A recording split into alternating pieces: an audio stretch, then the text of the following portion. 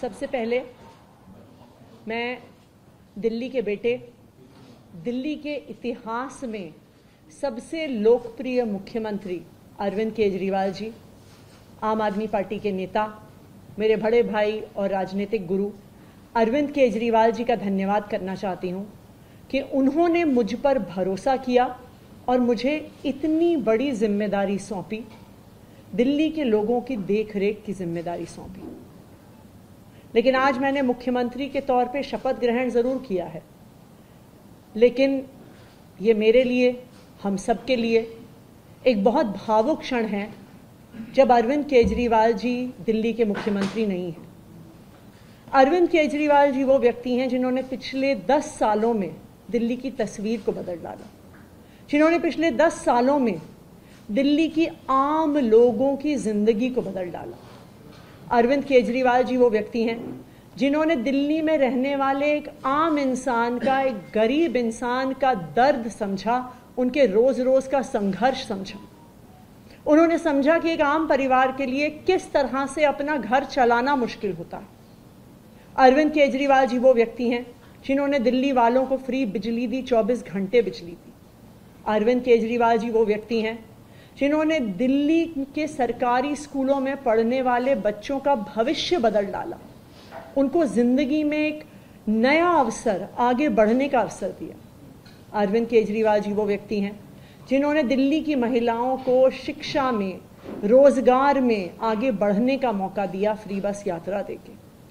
अरविंद केजरीवाल जी वो व्यक्ति हैं जिनकी वजह से आज दिल्ली के लोगों को अपने परिवार के सदस्य का इलाज करवाने के लिए अपने गहने नहीं गिरवी रखने पड़ते, अपने घर नहीं गिरवी रखने पड़ते, क्योंकि सरकारी अस्पतालों में अच्छा इलाज होता है। तो जब अरविंद केजरीवाल जी दिल्ली के मुख्यमंत्री नहीं रहते तो ये हम सब के लिए एक बहुत मुश्किल और एक भावुक घड़ी। आज क्यों अरविंद केजरीवाल जी दिल्ली के मुख्यमंत्री नहीं हैं? क्योंकि भारतीय जनता पार्टी की केंद्र सरकार ने अरविंद केजरीवाल जी के खिलाफ षड्यंत्र रचा, उन पर झूठे मुकदमे लगाए, उनको इन झूठे फर्जी मुकदमों में गिरफ्तार किया, उनको 6 महीने से ज्यादा जेल में रखा, उनको तोड़ने की, उनको दबाने की हर संभव कोशिश करी।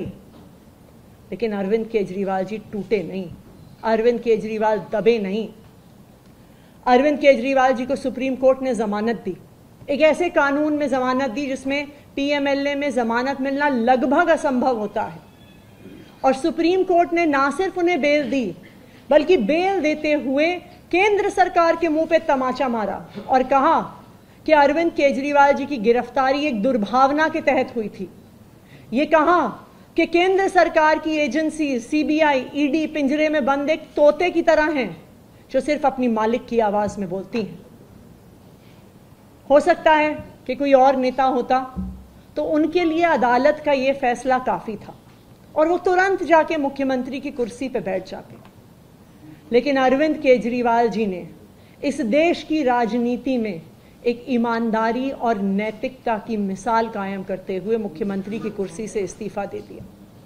उन्होंने कहा कि मेरे लिए सिर्फ अदालत का फैसला काफी नहीं है, मैं जनता की अदालत में जाऊंगा, और जब तक दिल्ली की जनता मुझे नहीं कहती कि मैं ईमानदार हूं, तब तक मैं मुख्यमंत्री की कुर्सी पर नहीं बैठूंगा।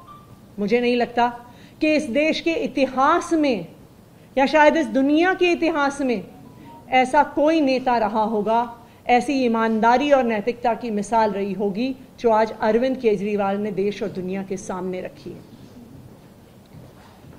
अब हम सभी दिल्ली वालों को मिलकर एक ही काम करना है, अरविंद केजरीवाल जी को फिर से फरवरी में होने वाले चुनाव में दिल्ली का मुख्यमंत्री बनाना है। अगर दिल्ली के लोग अरविंद केजरीवाल जी को दिल्ली का मुख्यमंत्री नहीं बनाते तो जो फ्री बिजली आज दिल्ली वालों को मिल रही है, भारतीय जनता पार्टी अपना षड्यंत्र रच के उसको खत्म कर देगी। जो सरकारी स्कूल अरविंद केजरीवाल जी ने सुधारे हैं वो फिर से बदहाल हो जाएंगे, मोहल्ला क्लिनिक बंद हो जाएंगे, अस्पतालों में इलाज बंद हो जाएगा, महिलाओं की फ्री बस यात्रा बंद हो जाएगी। तो 2 करोड़ दिल्ली वालों को मिलकर फिर से अरविंद केजरीवाल जी को दिल्ली का मुख्यमंत्री बनाना। अगले 4 महीने के लिए मेरा यही काम रहेगा कि जो दिल्ली वाले परेशान रहे पिछले 1-1.5 साल में, जब से भारतीय जनता पार्टी का षड्यंत्र शुरू हुआ, जब से भारतीय जनता पार्टी ने एक एक करके हमारे नेताओं को जेल में डालना शुरू किया, जब से भारतीय जनता पार्टी ने एक एक करके हमारे मंत्रियों को जेल में डालना शुरू किया, जब से भारतीय जनता पार्टी के एलजी साहब ने दिल्ली सरकार के काम रोकने शुरू किए, आप देखिए पिछले 2 साल में भारतीय जनता पार्टी ने दिल्ली वालों को परेशान करने में कोई कसर नहीं छोड़ी।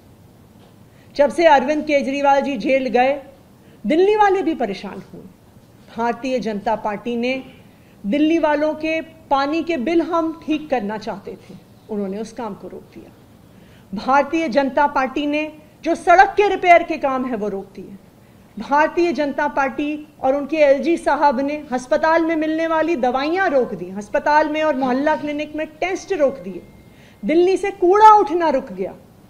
लेकिन मैं आज आपको आश्वासन दे रही हूं कि अब अरविंद केजरीवाल जी जेल से बाहर आ गए हैं और उनके मार्गदर्शन में दिल्ली में कूड़ा भी उठेगा, सड़कें भी ठीक होंगी, पानी के बिल भी ठीक होंगे, दिल्ली में जो सीवर की समस्या है वो भी ठीक होगी, जो दवाइयां नहीं मिल रही हैं उसको भी हम ठीक करेंगे।